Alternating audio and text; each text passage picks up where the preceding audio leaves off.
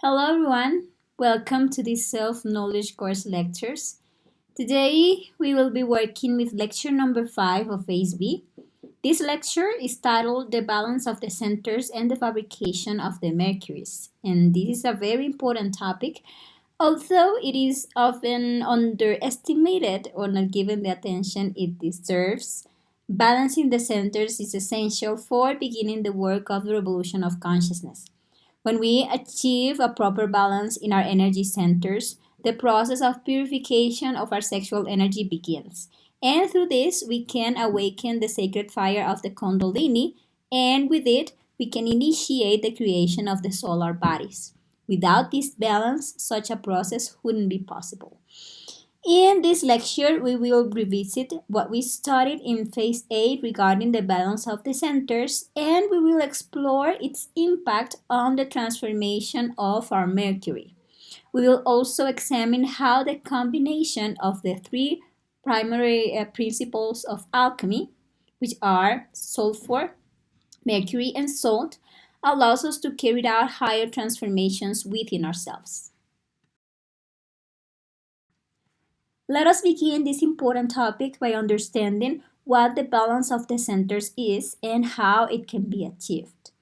As we studied in lecture 4 of Phase A, the human machine or physical body is governed by 7 energy centers which enable our different functions. Out of these, 5 are currently in a fallen state due to our egoic condition. These centers are constantly being used by our psychological defects to manifest through us with the purpose of feeding on our energy and strengthening themselves and gaining greater control over our actions. As a result, these centers are in a state of constant imbalance. Throughout the day, we waste the energy of our intellectual center through endless thoughts. We exhaust the emotional center by experiencing all kinds of negative emotions. In the same way, we misuse the motor center through unnecessary speech and actions that serve the desires of our ego. And to this, we add the misuse of the sexual center. When sexual energy is expelled through orgasm and ejaculation, the remaining energy is also depleted. In this way, day after day, we consume our vital resources, driven by the search for pleasure without awareness of the consequences. And for this reason, it is essential to establish inner order so that each center can function with its own type of energy or hydrogen. Each night, when we go to sleep, the instinctive center receives a daily supply of energy and distributes it along the lower centers.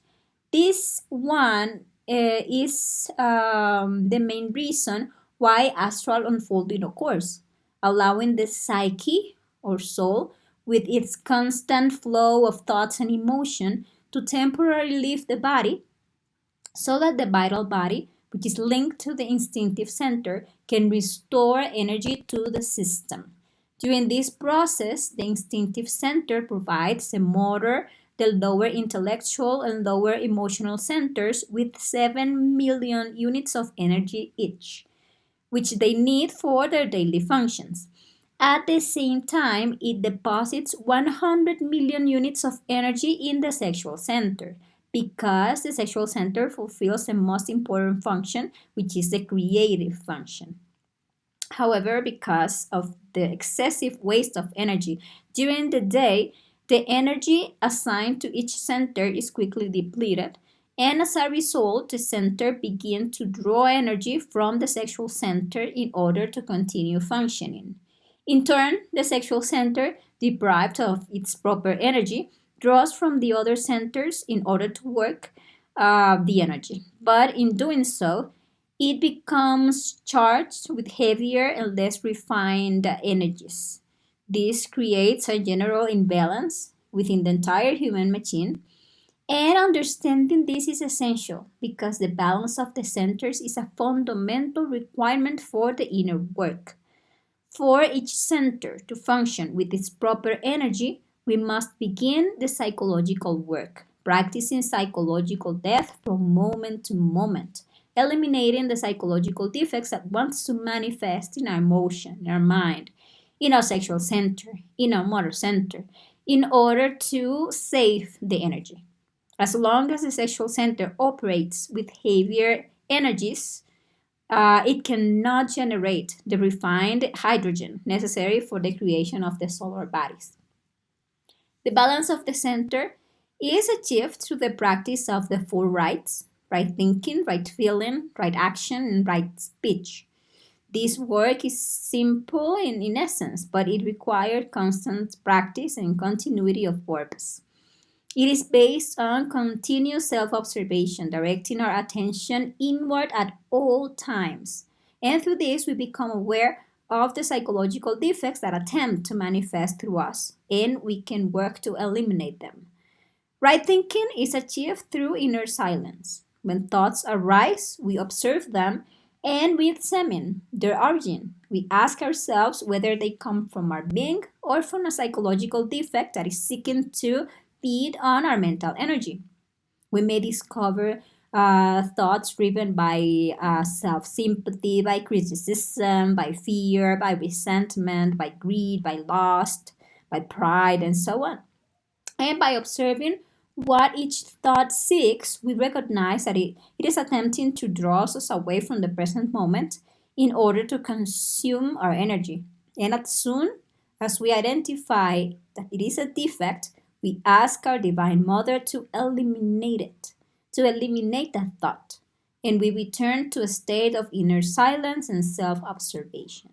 In this way, we recover the consciousness trapped within that thought and we preserve the energy that would be, in that case, lost. Um, considering, that we have thousands of thoughts each day, if we remain alert and attentive, we can identify and eliminate many of these details, recovering a significant amount of consciousness every day.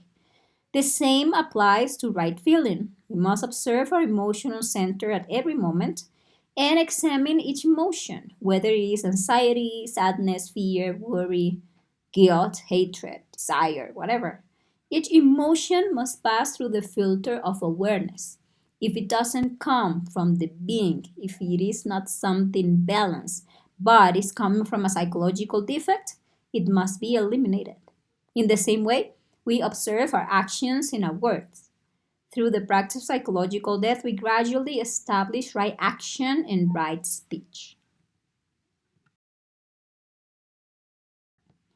This work allows us to begin conserving our energy, making it possible for the practice of chastity and the awakening of the sacred fire to become a reality. Through this process, we begin to purify our Mercury, which is a fundamental element for the practice of spiritual alchemy within us. Mercury refers to our creative sexual energy.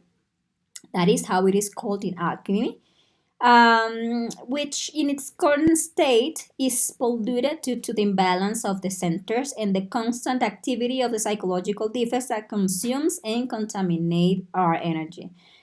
At the beginning of this work, we all possess what is known as a black mercury, a highly contaminated form of sexual energy.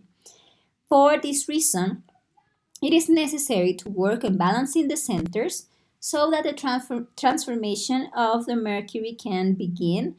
And as this creative energy becomes purified, it undergoes changes, even symbolically expressed through different colors. This process of purifying our mercury is actually essential. It is a foundational step for anyone who seeks to enter the esoteric path and engage in true spiritual alchemy. We all begin with what is known as black mercury, the raw and unrefined state of our sexual energy. Black mercury is the result of fornication, that is, the constant loss and misuse of our sexual energy, especially through orgasm and ejaculation. In addition to this, the continuous activity of psychological defects further contaminates this energy, leaving it in a deeply degraded state. For this reason, it is essential to understand that the work must include Not only the balancing of the centers, but also the elimination of the fornicating ego. This includes working on defects such as masturbation, lust, and all the lascivious tendencies that leads to the loss of energy, for example, in nocturnal emission. At the same time, it requires learning to consciously transmute sexual energy through the practice of suprasexuality so that this energy is no longer wasted. In the astral plane, water symbolizes sexual energy, and its appearance reflects its level of purity. It is common that before beginning this work, people experience dreams involving dirty, stagnant, or contaminated water. This indicates a state of black mercury, a direct reflection of the constant loss and misuse of our energy. Through conscious astral experiences, it is possible to observe the condition of our waters directly. We can ask our inner being to show us how is our mercury, what is its current state, and we can recognize the level of alchemical purity of one's own energy on observing those waters in the astral plane. The first transformation of Mercury is from black to white, and it requires a fundamental change, learning to deny our desires. This includes not only the desire to fornicate, but also the many desires that arise throughout the day, which constantly seek to use and waste our energy. By refusing to act on these desires, we prevent the ego from continuing to contaminate our energy and we begin the process of purification. At the beginning of this work, our capacity for self observation is still limited. We are not yet able to perceive all the details of the ego that manifest in a single reaction. For example, a person may recognize that they are feeling anger and may succeed in not expressing this anger through words or actions. However, they may still fall um, in some ways in anger. They may still fail to perceive the many subtle components that are present at the same time, like many multiple negative emotions, like many thoughts, as well as tensions and sensations within the body. And all of them are actually details of that anger. Even so, this initial effort to restrain the expression of the ego, to deny to act or talk by this ego is already significant. By denying the ego the possibility to act and express itself, we begin to conserve energy, and this allows the first level of purification of Mercury to take place. But as we deepen our self observation, as we sharpen our self observation and continue practicing psychological death, this purification becomes more complete and we gradually move toward higher states of inner transformation. The next stage of purification is to transform the mercury to yellow level. To achieve this, it is necessary to refine self observation even further and begin to perceive and eliminate the subtle details that make up each psychological defect. For example, let us consider a situation in which a partner makes a comment that we don't like. At the beginning of the work, we may simply notice a feeling of displeasure and we can ask for the elimination of that emotion. However, to advance in the purification of Mercury, we must become much more precise in our observation. If we deepen our self observation in that same situation, we may discover that the displeasure originates from wounded pride, from self consideration. Then we ask for the elimination of those specific details. At the same time, we may observe thoughts arising in the mind, preparing a response, perhaps seeking to hurt the other person. There we can discover elements of revenge, for example. We may also perceive tensions in the body, subtle contractions and tensions, and all kind of reactions. And by observing all these details and asking for their elimination, we raise the level of purity of our energy. Actually, with each request for psychological death to our Divine Mother, we recover more essence, the sparks of consciousness, which corresponds to the sulfur that fertilized the mercury, can be liberated. And in doing so, we also recover energy that was previously trapped within those defects. To awaken the sacred fire of the Kundalini, it is necessary that the sexual center preserves its 100 million units of energy for creation.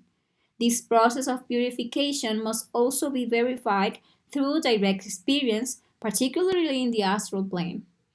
At the same time, it becomes evident in physical life through greater control over the sexual function during the practice of suprasexuality, as the energy becomes less dense and less contaminated. It becomes lighter and therefore easier to transmute and guide upward through our spine. However, it is important to understand that at the level of yellow mercury, the work is still incomplete. We could, in the astral plane, observe our water already yellow, but yellow mercury indicates only that the centers are beginning to come into balance. But much deeper work is still required in order to reach the next stage, that is red mercury. The red color in our inner waters indicates that the sacred fire of the Kundalini has been awakened, the force through which the solar bodies are created. When Mercury reaches this level, it means that a true balance of the centers has been achieved. The intellectual, emotional, and motor centers no longer consume more than the energy that corresponds to each one, and the sexual center is able to conserve its 100 million units of energy for the work of suprasexuality.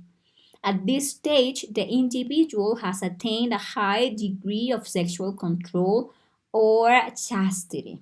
At this level, it is said that the person has reached hydrogen 12, the degree of purification necessary for the awakening of the sacred fire of the Kundalini at the base of the spine. But something to take into account is that single people cannot reach the level of red mercury because it is necessary to be practicing suprasexuality in order to reach the red stage, right? But single people can reach yellow mercury, and actually it is essential for the inner being to guide them to a partner who wants to collaborate in the work of suprasexuality, because the inner being is not going to assign a partner to a person who is still fornicating, who is still unaware of the true value of the sexual energy. Now, when the person who is already balancing the centers and working of suprasexuality reach the level of red mercury, it is said that the person has reached hydrogen 12, which is the degree of purification necessary, as I was saying, for the awakening of the sacred fire of the Kundalini. And once the sacred fire is awakened and the person consciously transmutes sexual energy through union with their partner, that energy becomes what is known as hydrogen C12. This is the force that crystallizes the existential bodies of the being. We can now understand the importance of balancing the lower centers, as this allows us to produce within our own inner laboratory hydrogen 12, the sexual energy in its purified state. When this energy is transmuted, it becomes hydrogen C12, the sacred fire, the already transformed sexual force. A person who approaches this work with seriousness and with continuity of purpose may awaken the sacred fire within a period that can range approximately from 7 months to 1 year. However, it is important to understand that this requires a practice of sexual alchemy with an stable partner of the opposite sex with a framework of fidelity, chastity, and love. It is truly valuable to understand the alchemical process that takes place during the practice of sexual transmutation. In esoteric teachings, the three primes of alchemy have always been emphasized. The ultimate goal of alchemy was the discovery of the philosopher's stone, the transformation of lead into gold. Esoterically, the stone represents the sex, and the three alchemical principles that allows us to transform the lead of our personality into the gold of the spirit are sulfur, mercury, and salt. This process takes place within ourselves during the practice of suprasexuality in the alchemical laboratory of our sexual glands. There, mercury, which is the already purified sexual energy at the level of hydrogen 12, is fertilized by sulfur, which represents the essences, the sparks of consciousness that we recover through psychological death. To this is added salt, which corresponds to the merits we obtain through our actions for the good of others. When we help humanity receive the knowledge necessary to awaken, we receive dharma, or merits of the heart, which are symbolically represented as salt.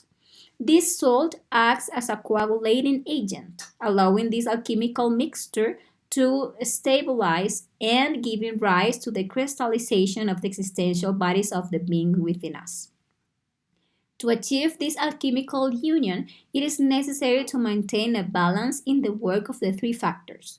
Through psychological death, remember, we obtain sulfur. Through sacrifice for humanity, we obtain the salt. And through spiritual birth, we activate Mercury and carry out the alchemical process that allows us to create ourselves internally.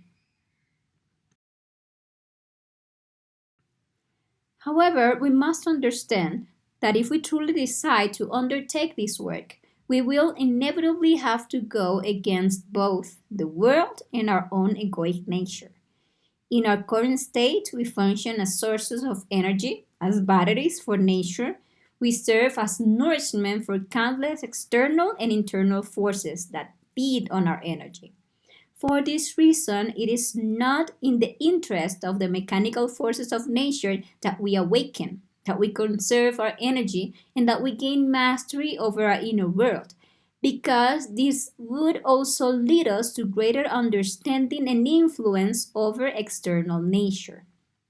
And to prevent this, the world constantly offers distractions, forms of entertainment that keep us occupied and that keep us unconscious. Just as a child is given toys to keep them distracted, in the very same way, we are surrounded by endless diversions that capture our attention and keep us keep us from remembering the inner work. Those distractions can take many forms: money, the search for money, work, slavery work, right? Worries, crisis, fame, the search for fame, entertainment in very many forms, luxuries, consumerism, conflicts, wars, and countless other preoccupations. All this serves to keep us fascinated. You see the social media, for example, it keeps us fascinated out of ourselves so that we forget that we possess a valuable energy within us and that we have a profound and meaningful work to carry out, which is the true purpose of our existence. So the invitation of this lecture is for us to reflect deeply on these realities and to encourage ourselves to undertake the work of balancing our centers and to verify this process through direct experience. Verification is what gives us strength, clarity, and certainty in the path that we are following. And this concludes today's topic. I invite you to join us for the next lecture of ASB. In that conference, we will explore a very interesting subject known as the seven churches and the seven chakras. And there we are going to explore the faculties and the wisdom that unfold as we awaken these centers within our spine. Well, do not miss it, and remember that if you have any question regarding this lecture or the whole self-knowledge course, please leave us your questions in the comment sections, or you can contact us directly. If you are not yet part of our WhatsApp group where we share complementary material on all these lectures, you can find the link to join our group here in the description of this video. Well, see you next time.